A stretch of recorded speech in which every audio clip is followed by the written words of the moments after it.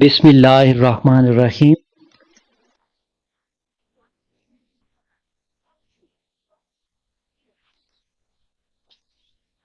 Lecture number 19, class 10th, unit number 3, page number 64 to 67 तक हम अपने इस वीडियो लेक्चर में डिस्कस करेंगे।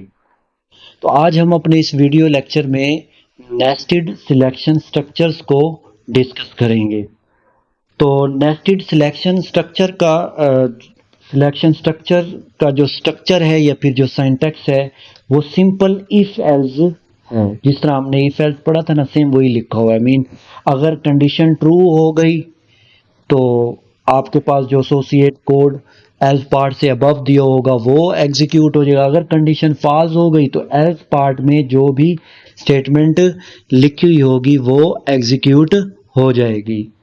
तो नेस्टेड सिलेक्शन स्ट्रक्चर को हम इस डायग्राम की मदद से इसके सिंटैक्स को इजीली समझ सकते हैं। तो इसमें एक आउटर इफ होती है और एक इनर इफ होती है। आपने याद रखना है, जो आउटर इफ अगर ट्रू होगी तो फिर आप इनर इफ के अंदर जाते हैं। अगर आउटर इफ कंडीशन फॉल्स हो गई तो आप इसके एल्स पार्ट में चले जाएंगे। तो चले हम देखते हैं कि यहाँ पर कैसे सिंटैक्स को डिज़ाइन किया गया है। तो यहाँ पर देखें, ये सारा ये जो है जितना भी ब्लॉक होगा जो आप सारा लिखेंगे, स्टेटमेंट का ब्लॉक होगा वो सारा आउटर इफ कहलाएगा। ठीक है, फिर आप देखें यहाँ पर आउटर इफ कंडीशन लिखा हुआ है। अगर ये कंडीशन ट्रू हो गई, अगर ये कंडीशन ट्रू हो गई तो आप यहाँ पर चले जाएंगे इस कंडीशन पर, मजीद जो कंडीशन दी गई है। जब आप एक कंडीशन से दूसरी कंडीशन के अंदर जाएंगे, इसे आप क्या कहते हैं, इनर इफ कहते हैं। ये याद रखना। यहाँ पर क्या लिखा हुआ, वही बात कि अगर कंडीशन ट्रू हो गई तो स्टेटमेंट या स्टेटमेंट्स एग्जीक्यूट हो जाएंगी। अगर कंडीशन फॉल्स हो गई तो इसके एज पार्ट में जो भी स्टेटमेंट होगी वो एग्जीक्यूट हो गई। सपोज अगर ये कंडीशन भी फॉल्स हो गई और ये कंडीशन भी फॉल्स हो गई, दोनों फॉल्स हो गई, तो फिर आप इसके एल्स पार्ट में चले जाएंगे। ठीक है, एल्स पार्ट में जो भी स्टेटमेंट होगी वो एग्जीक्यूट हो जाएगी। Nested selection structure mean an if statement within an if statement is called nested if statement. आप इस तरह से कह सकते हैं, एक कंडीशन के अंदर दूसरी कंडीशन का होना क्या कहलाता है। जिस तरह हमने मल्टीपल इफ एल्स इफ पढ़ा था, नेस्टेड सिलेक्शन स्ट्रक्चर भी बिल्कुल उसी तरीके से काम करता है। तो ये आप रीड कर लेंगे यहाँ से लेकर यहाँ तक। तो ये इंपॉर्टेंट लाइन है, conditional statement within conditional statements are called nested selection structure. लेकिन आप कंप्लीट यहाँ से लेकर यहाँ तक याद करेंगे ताकि आप अगर वो लॉन्ग भी पूछ ले तो आपको कंप्लीट पेपर में लिखना आता हो। तो अब हम इसके स्ट्रक्चर को देखते हैं या सिंटैक्स को देखते हैं कि ये किस तरीके से काम करता है। तो यहाँ पर देखते हैं, अगर इफ कंडीशन 1 इज ट्रू, ठीक है, अगर कंडीशन 1 ट्रू हुई तो फिर आप कहाँ पर चले जाएंगे, कंडीशन 2 इज ट्रू। अगर दोनों कंडीशन ट्रू हो गई यानी 1 और 2, एसोसिएट कोड क्या हो जाएगा, एग्जीक्यूट हो जाएगा। अगर कंडीशन 2 फॉल्स हो गई तो फिर आप इसके किस पार्ट में चले जाएंगे, एल्स पार्ट में चले जाएंगे और वहां पर जो एसोसिएट कोड होगा उसको एग्जीक्यूट करवा देंगे। अब यहाँ पर आए, यहाँ पर लिखा हुआ है इफ कंडीशन 1 इज ट्रू। ठीक है, अगर कंडीशन 1 भी ट्रू हुई, कंडीशन 2 इज ट्रू, दोनों कंडीशन ट्रू हो गई तो फिर ये एसोसिएट कोड क्या हो जाएगा, रन हो जाएगा। अगर कंडीशन 2 यहाँ पर फॉल्स हो गई, 1 क्या है, ट्रू है, कंडीशन 2 क्या हो गई, फॉल्स हो गई, तो आप इसके किस पार्ट में चले जाएंगे, एल्स पार्ट में चले जाएंगे। वहां पर मजीद लिखा हुआ है इफ कंडीशन 3 इज ट्रू तो एसोसिएट कोड क्या हो जाएगा, एग्जीक्यूट हो जाएगा। इसी तरह यहाँ पर देखें लिखा हुआ है थर्ड सेक्शन में, इफ कंडीशन 1 इज ट्रू, ठीक है, अगर ट्रू हो गई फिर आप इफ कंडीशन 2 इज ट्रू, 1 भी ट्रू हो गई 2 भी ट्रू हो गई, तो फिर एसोसिएट कोड क्या हो जाएगा, एग्जीक्यूट हो जाएगा। अगर कंडीशन 2 क्या हो गई, फॉल्स हो गई, आप कहाँ पर आ जाएंगे, इसके एल्स पार्ट में आ जाएंगे। और एल्स पार्ट में आने के बाद यहाँ पर जो भी एसोसिएट कोड होगा उसको आप एग्जीक्यूट करवा देंगे।